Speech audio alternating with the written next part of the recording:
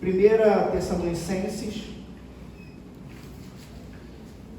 capítulo 4, a partir do verso 13.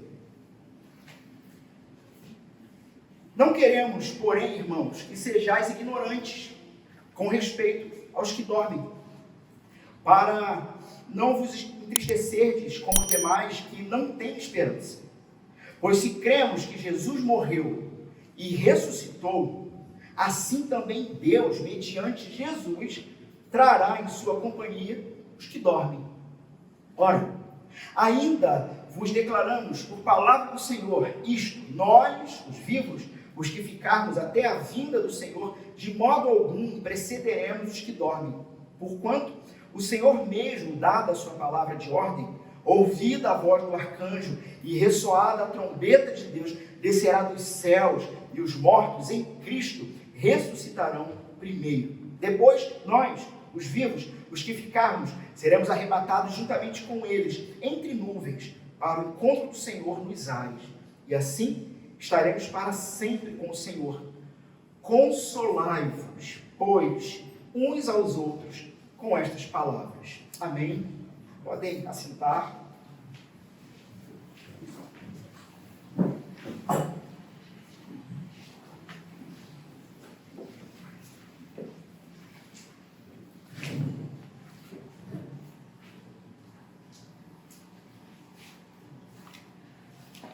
O ímpio, aquele que não está conciliado com Deus, que não está conectado com o Senhor, e que a Bíblia vai dizer que é aquele que vive conforme a sua própria vontade. E eu sei que talvez esse termo possa parecer estranho, né? Porque ímpio, né, nos dá aquela ideia de piedade, de impiedoso. Às vezes nós podemos achar estranho esse termo, porque não consideramos de maneira muito elevada a santidade de Deus. Então, quando consideramos a santidade de Deus e olhamos para homens e mulheres que não amam a Deus, a palavra de Deus chama de ímpio. E eu vou dizer um negócio.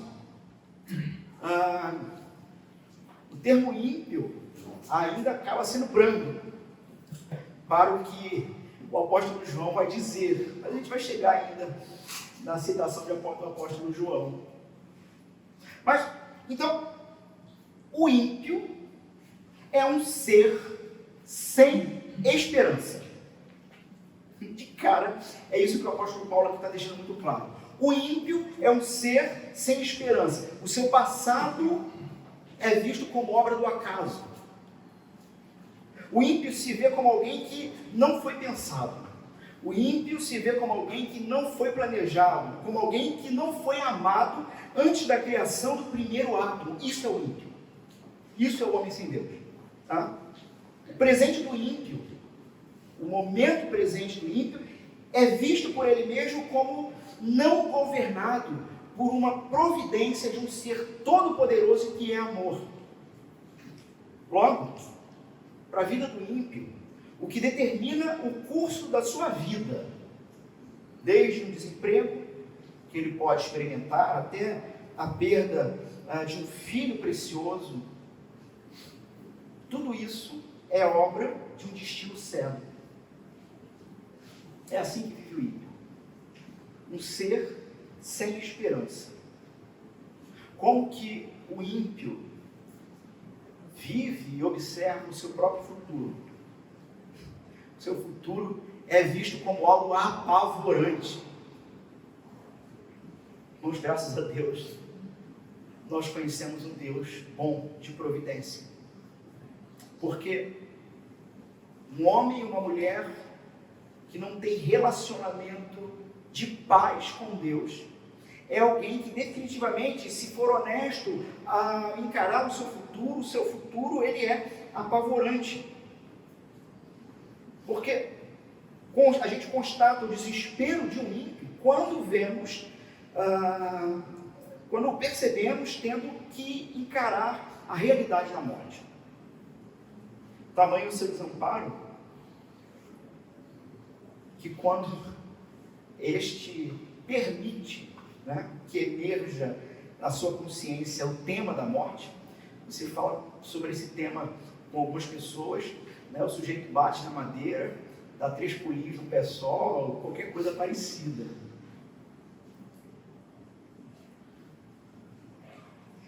Mas quando ele honestamente precisa olhar para a realidade de um futuro a partir de uma perspectiva de que não há Deus e de que tudo é obra do acaso, tudo é obra da fria solidão do universo, o ímpio é capaz de falar algumas coisas como estas aqui. Frase de um poeta francês chamado Tristan Corbière. Não sei se é assim que pronuncia. Com a mente seca e a cabeça ébria, bêbado, acabado, mas sem saber acabar, morreu esperando viver e viveu esperando morrer. Isto é a constatação do homem sem Deus, quando ele tem coragem de encarar a realidade da própria existência. O homem sem Deus, então, o ímpio, é alguém que viveu esperando morrer e morreu esperando viver. T.S. Eliot, um poeta e dramaturgo anglo-americano, viveu entre 1888 e 1965. Ele diz o seguinte sobre a morte. Webster, personagem, era obcecado pela morte e via a caveira sobre sua própria pele. John Donne, poeta inglês, viveu entre 1572 e 1631. E essa é a realidade, então, quando ele se vê face a face, ou quando percebemos o ímpio face a face com a realidade e o desespero. A morte de todo homem é uma perda para mim, porque estou envolvido na raça humana. Por isso, nunca mandes perguntar por quem dobra o sino. O sino dobra por ti. A morte se anuncia a cada um dessa mesma raça da qual eu faço parte. O poeta grego, fazendo um comentário também sobre a morte, diz o seguinte: é para a morte que somos todos conservados e engordados, vara de porcos abatidos ao acaso. E a declaração, talvez das mais chocantes, de um autor conhecido, Bertrand Russell. Ele vai descrever o homem da seguinte forma: o homem é um produto de causas que não tem previsão do fim que alcançaria. O salto do homem, suas origens, seu crescimento, sua esperança, seus medos, amores e crenças são nada mais do que um resultado acidental de um arranjo de átomos. É assim que pensa o homem sem Deus. Que nenhum fogo, heroísmo, intensidade de raciocínio e sentimento pode preservar a vida de um indivíduo além do túmulo. Que todos os trabalhos das eras, toda a devoção, toda a inspiração, todo o brilho do gênio humano, tudo isso está destinado à extinção na vasta morte do sistema solar. E que o templo das realizações do homem deve inevitavelmente ser enterrado por baixo dos escombros de um universo em ruínas.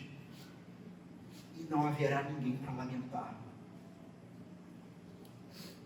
E ele conclui dizendo, então, com base nessa verdade, né, com base no fato, no entendimento deles, que somos obras do acaso, que o que experimentamos num culto como esse são reações químicas apenas, mistura de átomos, com base no universo que caminha para a destruição, Russell vai dizer o seguinte: somente dentro do cadafalso dessas verdades, somente sobre o firme alicerce do desespero obstinado, a habitação da alma pode ser construída com segurança. E aí então, diante de todo esse triste choque de realidade não cristã, nós lemos o verso 13 em exata contraposição a tudo que nós lemos desses homens que não conheciam a Deus. O apóstolo Paulo, então, dizendo: não queremos, porém, irmãos, que vocês sejam ignorantes com respeito aos que dormem,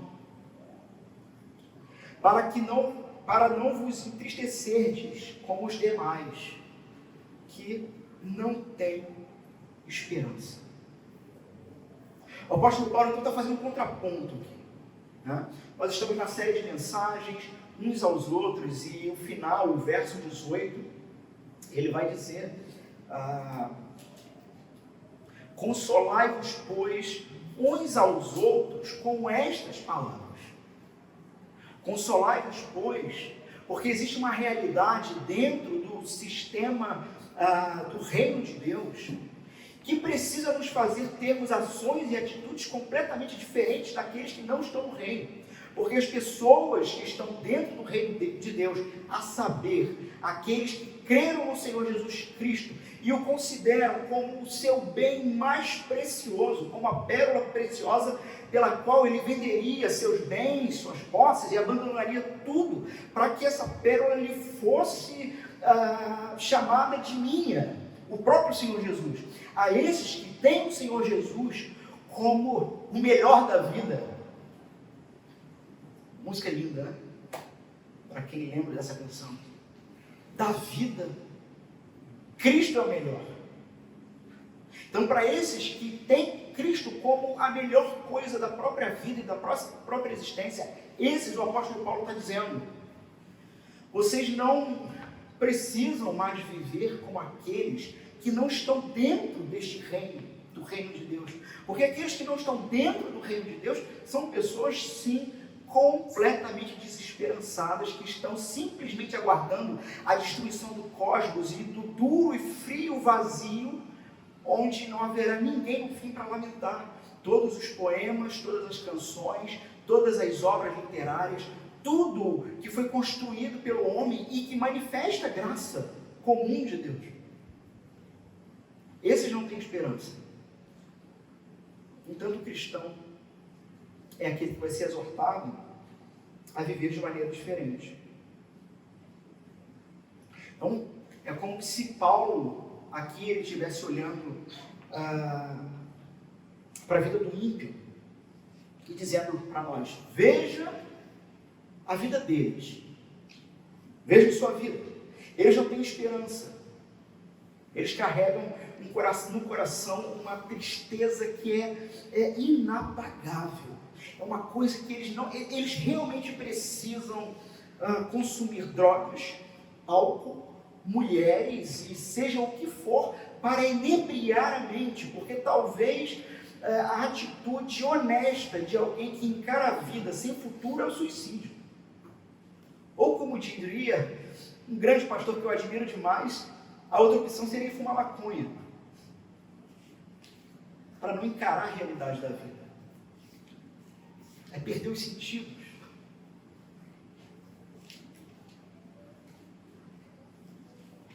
Então, o apóstolo Paulo está dizendo que o cristão ele precisa ser diferente do incrédulo.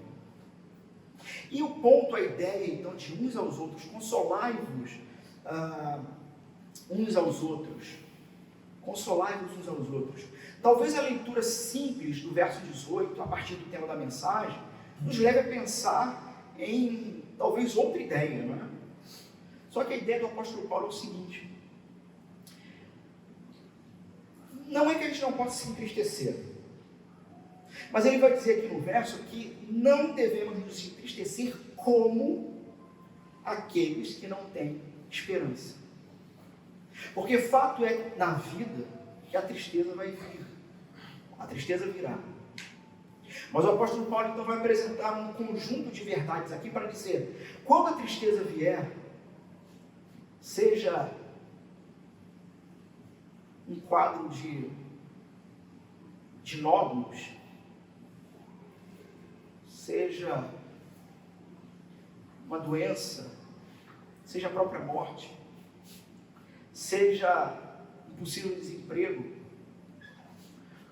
quando a tristeza e a desesperança vier, existem conjuntos de verdades cristãs que nós cristãos temos que chamar os nossos irmãos e dizer: eu tenho uma palavra de consolo para você. E definitivamente essa palavra de consolo é: olha, isso eu sei que dói, eu sei que é ruim, entristece demais, mas é passageiro, porque já conhecemos o final da história. E o apóstolo Paulo aqui vai apresentar então os detalhes, algumas minúcias sobre esse final da história. Bom, o apóstolo Paulo então ele vai exortar os Tessalonicenses, desde a primeira metade, né, do capítulo 4, a viverem de acordo com a vontade de Deus. Vivam de acordo com a vontade de Deus. E ele começa então a fazer esse contraponto. Vocês são diferentes, sabe? Deus não chamou vocês para serem puros, mas para serem santos. Nós vemos isso do verso 1 ao 8 do capítulo 4. Deus nos chamou para serem santos. Ele também vai nos trabalhar a ideia de vivermos de forma fraternal, procurando ganhar o respeito da comunidade incrédula. Nós vemos isso do verso 9 ao 12. Então, de forma simples, a primeira parte. O cristão é alguém que tem um caráter diferente do não cristão. O cristão é alguém que tem uma conduta diferente. O cristão é alguém que possui uma determinada pureza de coração. Vê isso do verso 1 ao 12. E nessa segunda metade, ele vai apresentar uma outra questão que também o cristão é diferente. Precisamos ser diferentes do incrédulo na questão relacionada à esperança. A esperança. Porque veja, se não há esperança,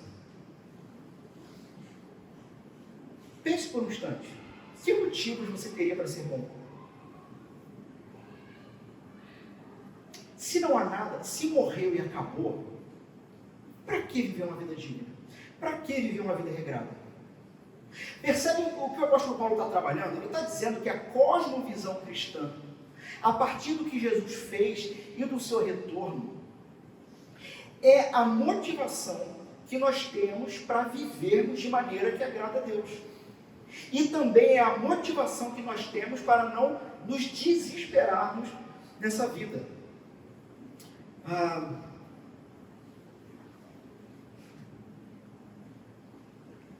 Se não há esperança, que motivos eu teria para ser bom? Então, que eu seja mau caráter, impuro, que eu tenha uma conduta desprezível, sabe?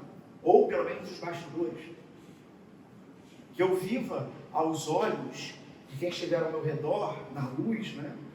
De uma maneira correta e coerente, mas nos bastidores pouco importa, né? Definitivamente coma e beba, porque amanhã você vai morrer e será o fim. Ora, é assim que o ímpio pensa, é assim que o não cristão pensa. E Paulo está apresentando então esse contraponto. O cristão, então, é alguém que de fato tem esperança. Ele possui uma forma diferente de ver a vida. Ele possui uma maneira de enxergar o curso humano debaixo do sol. Temos que nos lembrar, irmãos, vivemos em um mundo que se encontra num processo de decomposição. Essa é a realidade. O mundo se encontra num processo de decomposição. Então você olha para todo lado e você tem o próprio ser humano destruindo a própria beleza da criação. Você tem o próprio ser humano, lobo de si mesmo, desenvolvendo aquilo que deveria ser para o bem. Logo se coloca uma arma ali.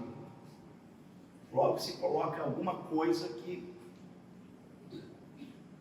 causará mais tristeza à humanidade. E é nesse contexto de desesperança que a gente é convocado a renovar o fôlego. meditando na palavra de Deus. O cristão é alguém que deve banir da sua vida a tristeza por causa da morte. Como isso? Pela fé nas promessas de Deus quanto ao futuro do seu povo. Novamente, o cristão é alguém que deve banir da sua vida a tristeza por causa da morte. Isso pela fé nas promessas de Deus quanto ao futuro do seu povo. Nós vamos ver aqui nesse texto quatro questões, 4 itens que compõem a esperança do convertido, a esperança do cristão. A esperança do cristão, ela começa então com uma verdadeira fé.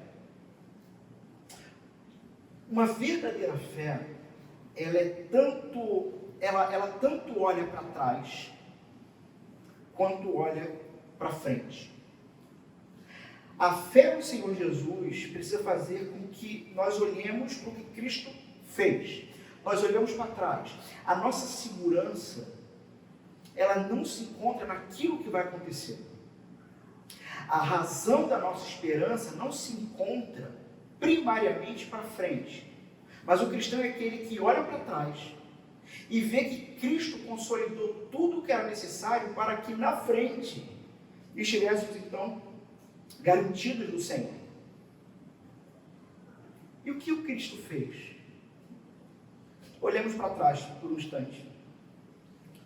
O que Jesus Cristo fez para que o apóstolo Paulo pudesse dizer: vejam, vocês cristãos não precisam viver como os não cristãos, porque não têm esperança.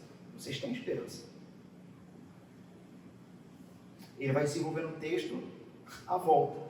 Mas a volta só faz sentido quando a gente olha primeiro para trás. Ou seja, o futuro só faz sentido quando olhamos para trás. E o que foi que ele fez?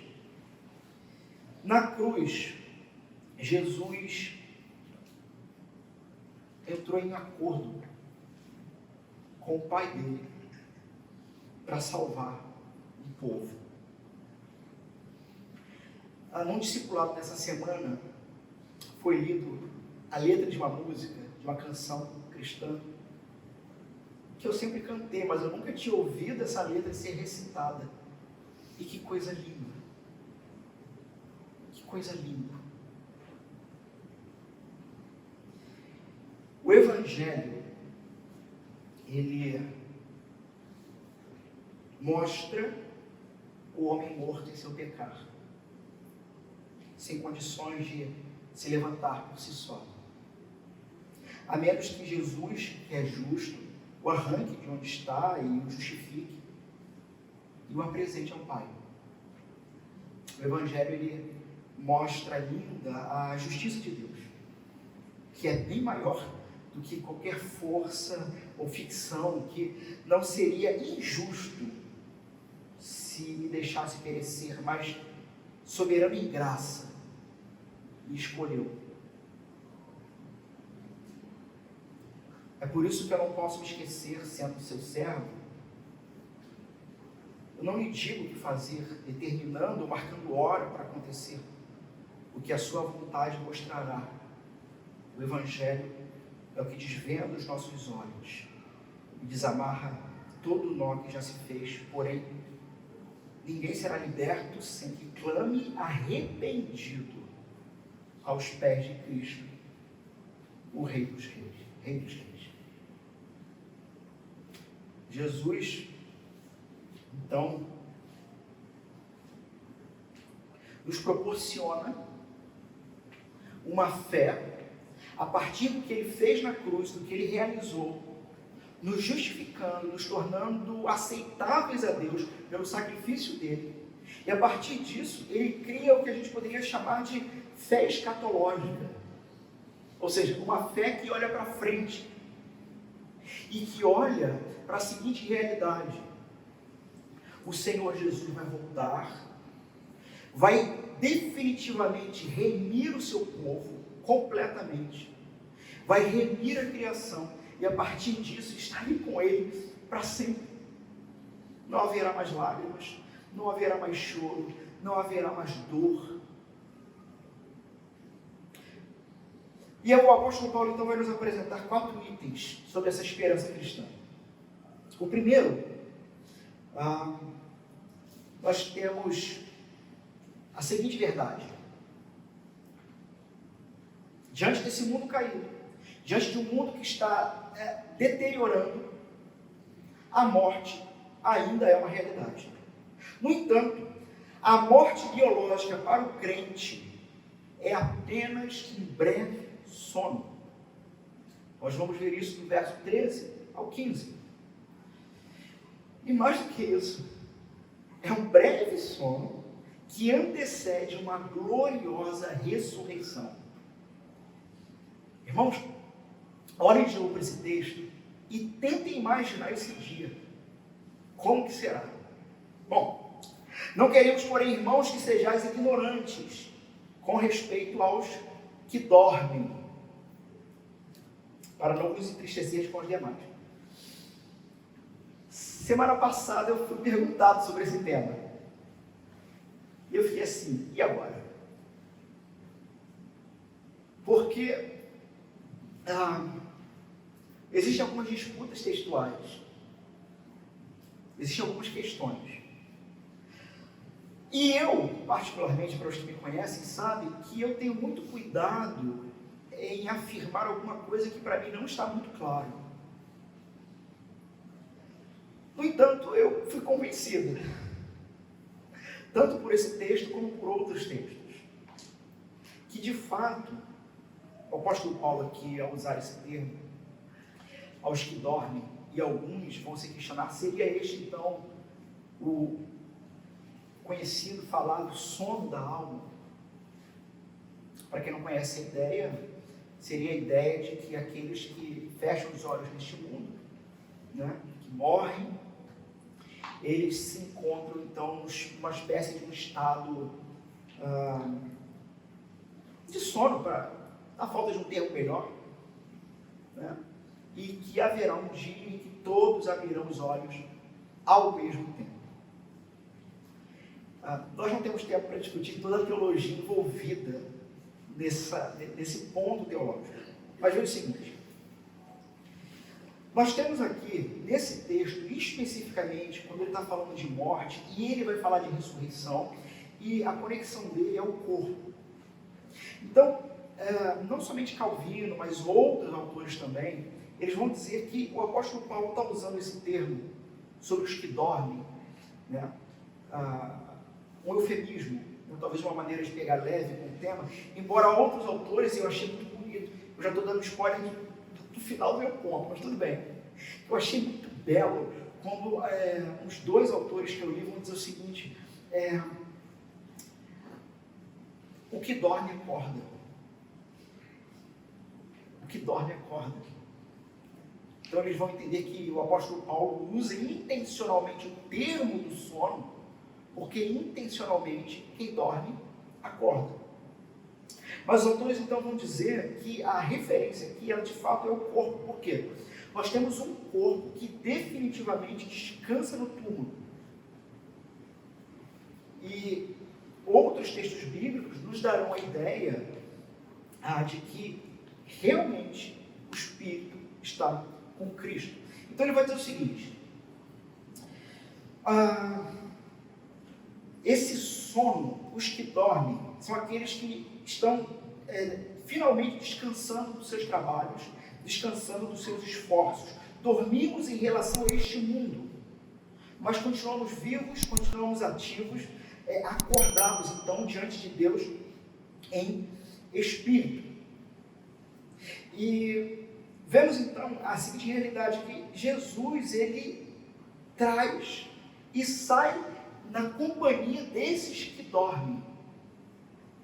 Então, vamos contextualizar um pouco aqui, para trabalhar o tema. O apóstolo Paulo, ele está tratando com os irmãos de Tessalônica, tá? E, muito provavelmente, ele está tratando pelo menos uns 2 ou 3 problemas, possíveis problemas ali. Havia uma tristeza quanto aos mortos. Tá? Havia um lamento quanto aos mortos. Que lamento é esse? Bom, talvez um desses lamentos que Paulo está trabalhando. Jesus vai voltar. E os que estiverem mortos vão perder a festa. Então, talvez o que você tinha naquele momento na igreja de Tessalônica eram os irmãos se lamentando pelos que já morreram. Eles não tinham nenhuma dúvida de que Jesus havia ressuscitado. Tá? No entanto, havia essa questão. Mas os que já foram? E os que já dormem no Senhor? E o apóstolo Paulo está dizendo, não, eles não vão perder nada. Eles não vão perder a festa. Eles vão participar. E o apóstolo Paulo, inclusive, vai ampliar a ideia. Porque talvez, um possível segundo problema, aqueles que morrem poderiam pensar assim, vão estar com Cristo, sim, né? Para sempre, mas sem o corpo. E o apóstolo Paulo, não, eles não somente não vão perder a festa, mas haverá corpo, haverá ressurreição. E talvez o terceiro grupo poderia argumentar o seguinte, pode ser até que tenha uma ressurreição, mas quem estiver morto, né, vai talvez desfrutar de uma maneira inferior, sabe? Vai estar vivo, né? Então talvez a gente tenha alguma certa, tipo, os que morreram vão para o final da fila, né? Encontrar com o Senhor. O apóstolo Paulo vai deixar muito claro, não. Na verdade, eles entrarão na fila preferencial. Porque aqueles que estiverem mortos ressuscitarão. A ideia do texto, do verso 14.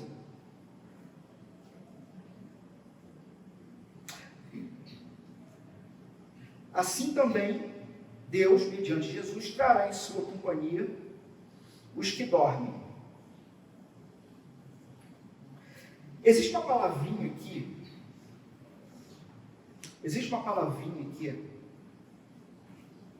Não, é mais abaixo um pouco. Os que dormem. Ora, ainda vos declaro por palavra de Cristo isso. Nós, os vivos, que ficarmos até vendo o Senhor, de modo algum precederemos os que dormem. Porquanto o Senhor mesmo, dada a sua palavra de ordem, ouvida a voz do arcanjo e ressoada a trombeta de Deus, descerá dos céus, e os mortos em Cristo ressuscitarão primeiro. Depois nós, os vivos, os que ficarmos, seremos arrebatados juntamente com ele entre nuvens para o encontro do Senhor nos ares. É essa palavra que eu quero aqui. Essa frase. Para o encontro do Senhor nos ares. Tem uma palavra aqui no grego que ela é raríssima. Raríssima. Ela só aparece 3 vezes no Novo Testamento. Esta vez, depois na parábola das 10 virgens, a mesma palavrinha aparece, e depois aparece quando o apóstolo Paulo, eu não botei essa referência aqui, mas o apóstolo Paulo, ele está chegando numa determinada cidade, eu acho que é depois do naufrágio, mas é em Atos isso, ele está chegando numa determinada cidade, e os irmãos ficam sabendo que o apóstolo está chegando e também vão ao encontro dele. Essa palavra, ela era utilizada especificamente para o seguinte: vai chegar aqui na cidade de Nova Iguaçu o embaixador, sei lá, da Iugoslávia, não sei, nem existe mais. Vai chegar alguém assim, nesse nível, vai chegar uma autoridade. Não sei por que veio Iugoslávia também. Não existe mais. Vai saber por quê. Mas vai chegar alguém, então, de alta patente, alto escalão. Essa notícia, ela chega até nós, moradores.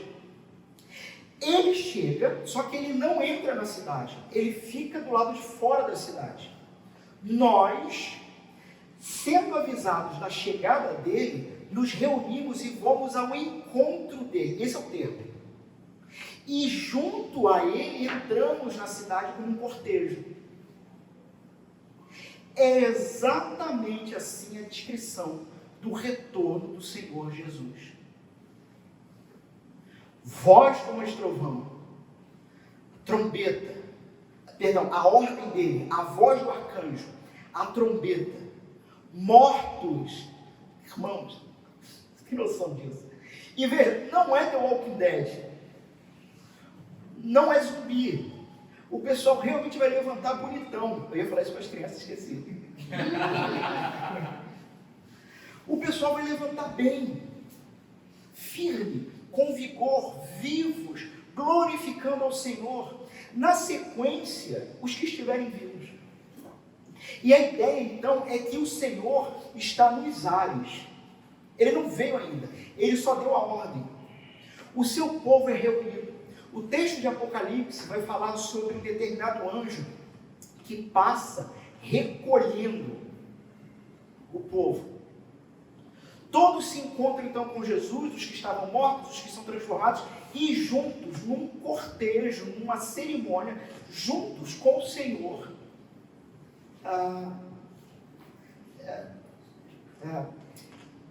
chegamos à consumação de todas as coisas. Irmãos, então, o apóstolo Paulo está trabalhando na mente, no coração. O apóstolo Paulo está trabalhando na mente. Será que é pilha? Dá ali a bateria. Som. O apóstolo Paulo, ele está trabalhando na mente e no coração dos irmãos essa realidade. Obrigado. Essa realidade de que o corpo se encontra descansando e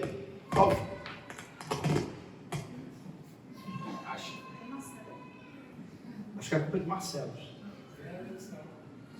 O que pode ser? Agora eu não sei mais. Bom, o corpo ele se encontra então descansando no Senhor e é aí. Dá um toquezinho que vai parar. Desce um pouquinho. Aí.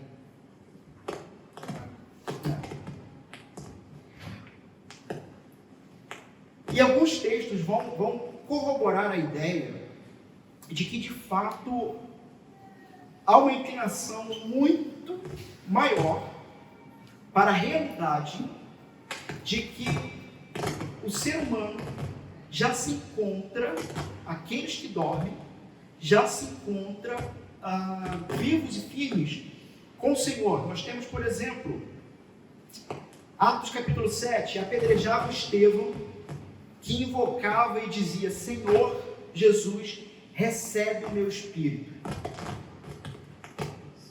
2 Coríntios, capítulo 5, verso 8. O inimigo está furioso.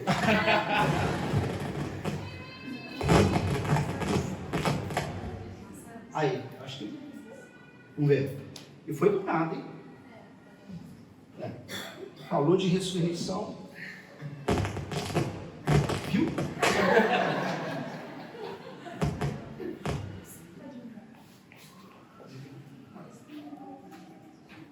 Qual que é esse? Som. A primeira. Aí. Som. Vamos ver.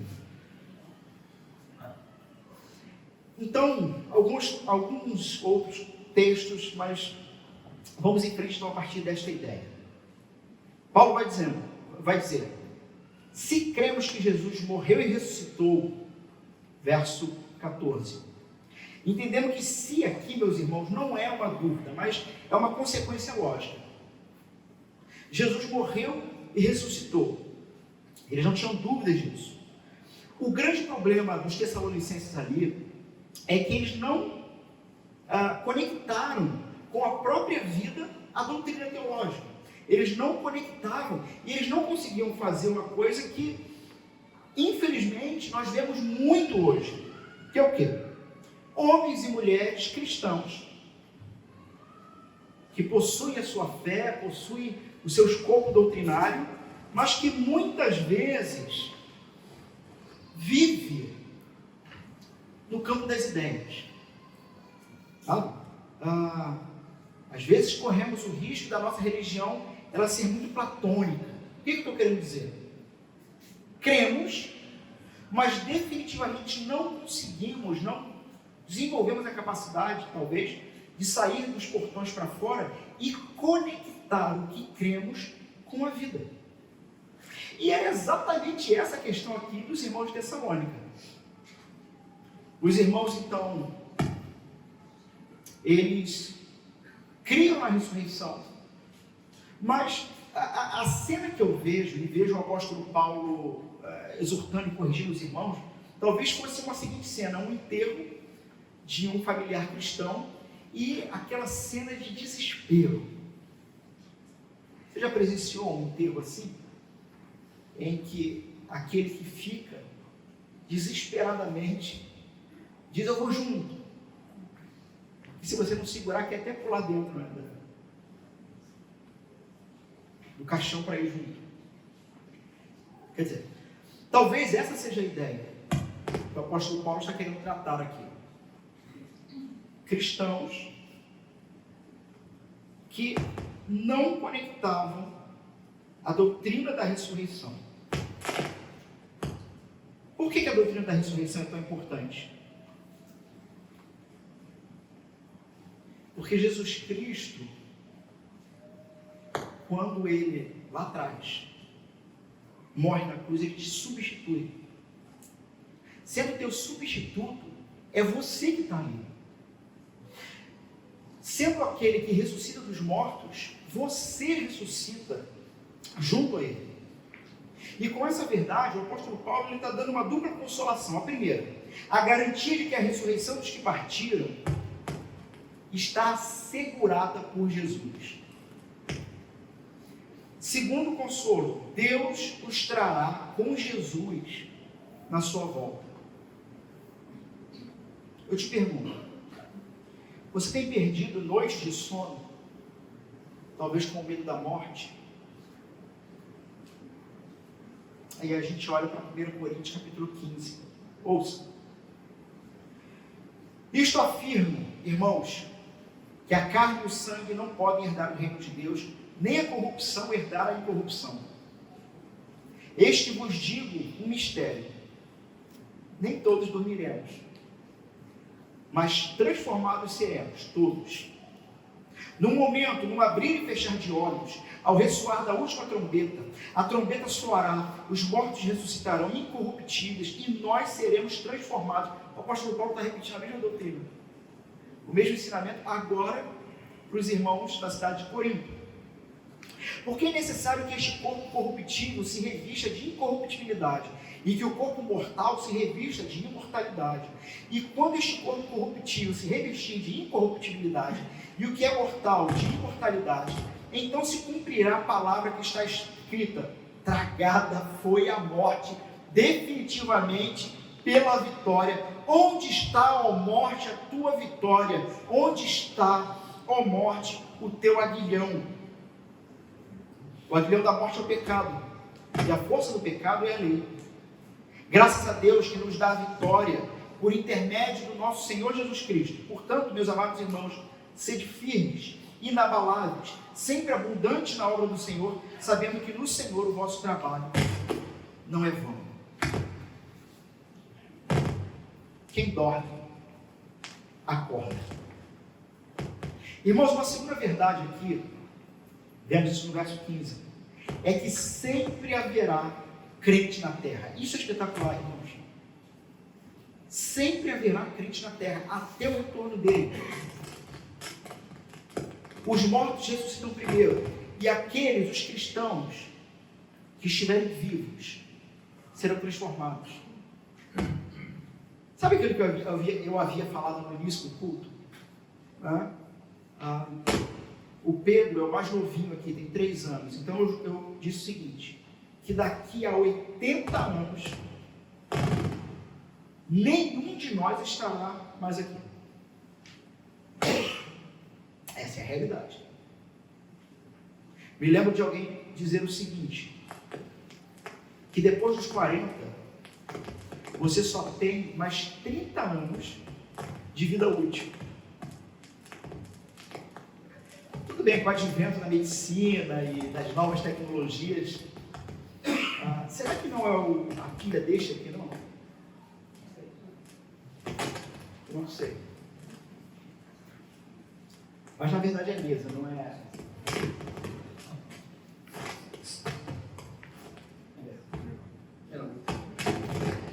Piorou.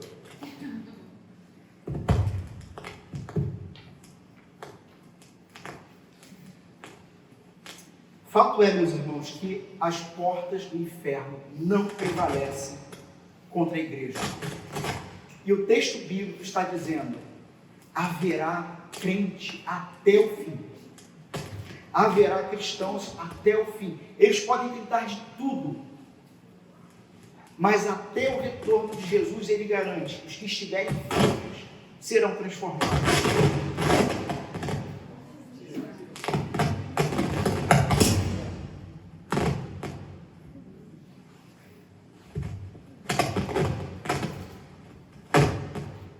Eu só não peço para desligar porque a gente está gravando. Mas eu acho que não vai ter jeito.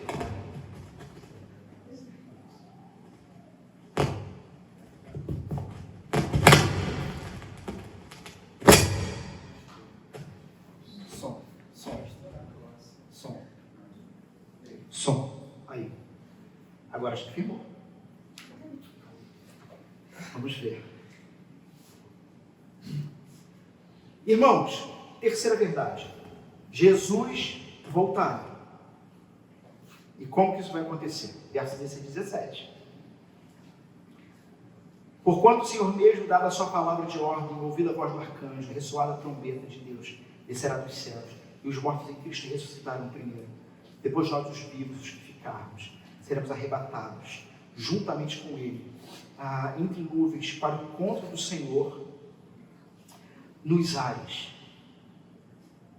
E assim estaremos para sempre com o Senhor.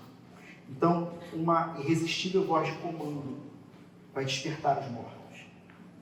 A gente olha para o apóstolo João, capítulo 5, verso 28 e 29, dizendo: não fiquem admirados com isto, pois está chegando a hora em que todos os que estiverem nos túmulos ouvirão a sua voz e sairão. Os que fizerem o bem ressuscitarão para a vida, e o mal ressuscitarão para serem condenados. Todos irão ressuscitar. Absolutamente.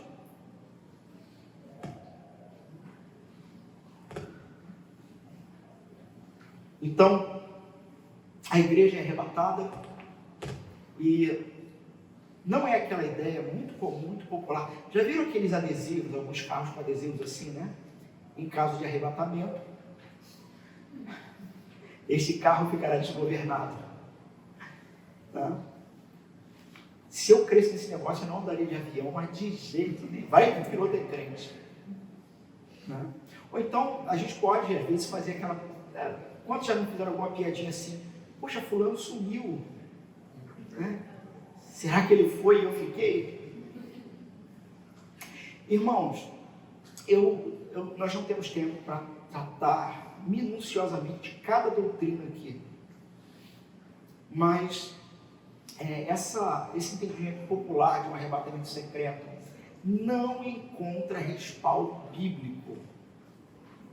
Você tira a ideia disso quando você pega texto fora de contexto, que fala-se sobre outras questões. Mas o ponto é o seguinte: a igreja, então, aqui, ela é arrebatada, ela é vista.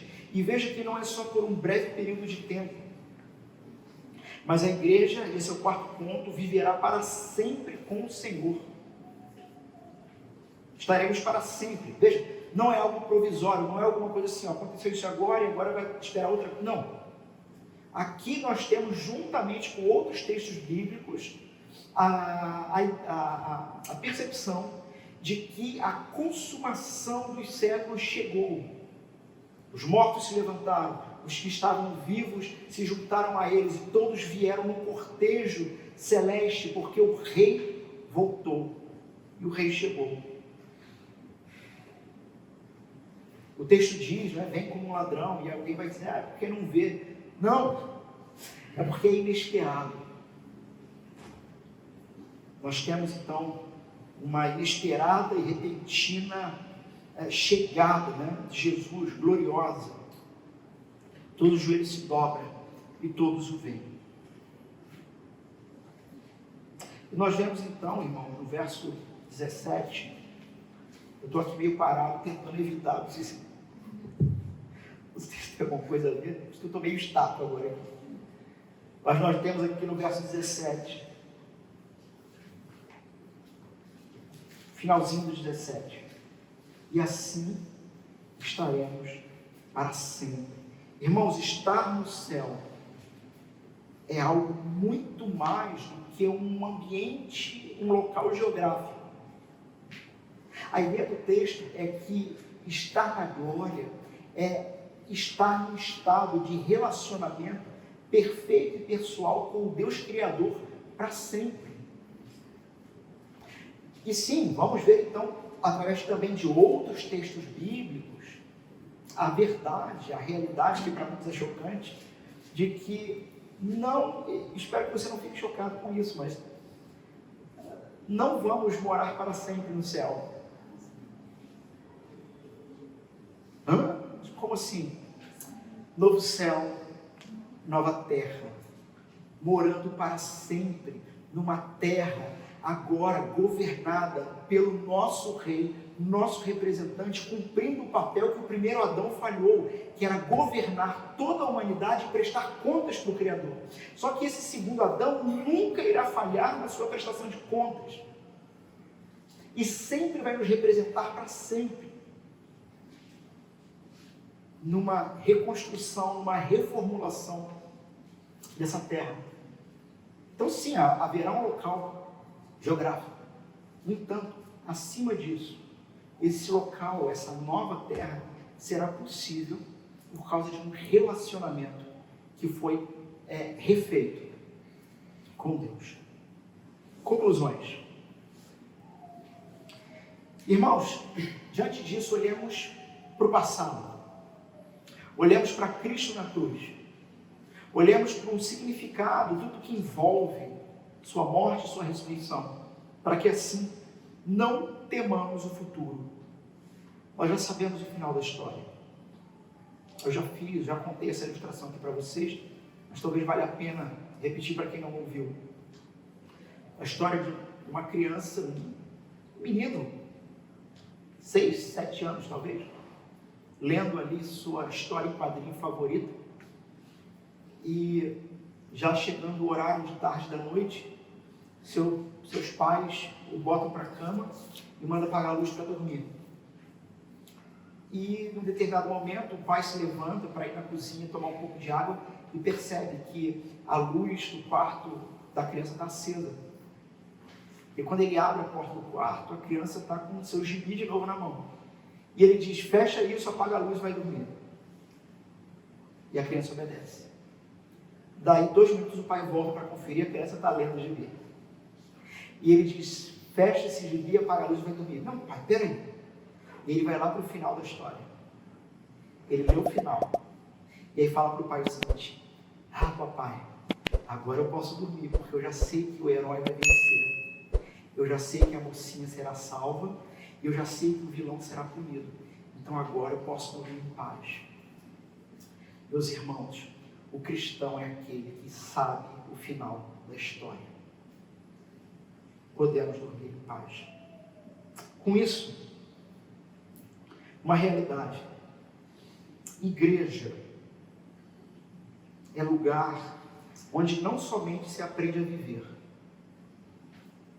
mas igreja é lugar que se aprende a morrer.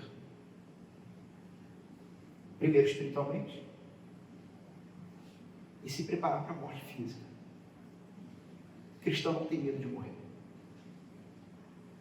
Cristão não tem medo de morrer. Porque de fato só vive quem sabe que vai morrer, mas sabe que vai ressuscitar.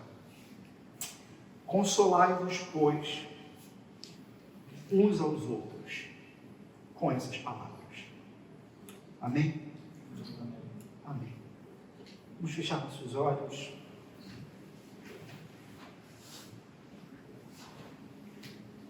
Vamos ter um momento de reflexão sobre o texto, sobre a própria vida.